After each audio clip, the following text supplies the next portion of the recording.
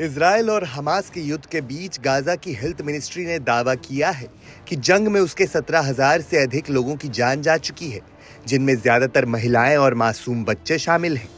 इस बीच ये भी सुनने में आ रहा है कि आईडीएफ अब आर्टिफिशियल इंटेलिजेंस का उपयोग कर रही है ताकि सुरंगों में छिपे हमास के आतंकियों और गोला बारूद को निशाना बनाकर उसे बर्बाद किया जा सके।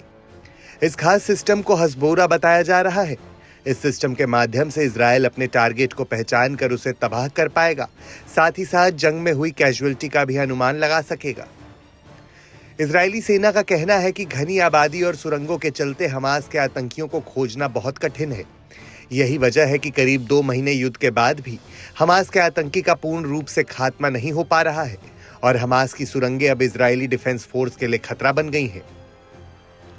इजराइल लगातार सुरंगों को खत्म कर रहा है और आर्टिफिशियल इंटेलिजेंस का उपयोग भी इसी का हिस्सा है।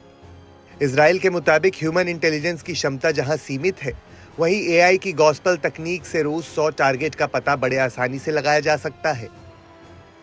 आईडीएफ की आधिकारिक वेबसाइट पर गॉस्पेल के बारे में लिखा हुआ है कि आर्टिफिशियल इंटेलिजेंस पहले अलग अलग सूत्रों से जानकारी इकट्ठा करता है, जिसमें ड्रोन फुटेज, बाधित कम्युनिकेशन और सर्विलियंस डाटा जैसे चीजें शामिल हैं, और इन सब तथ्यों के आधार पर ही नतीजा निकाला जाता है कि सेना को कहां हमला करना चाहिए और कितनी कैजुअल्टी हुई है।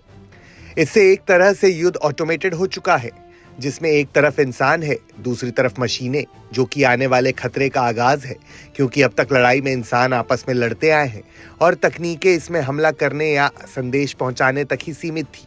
लेकिन इजराइल के इस नए प्रयोग से चीजें काफी हद तक बदल जाएंगी।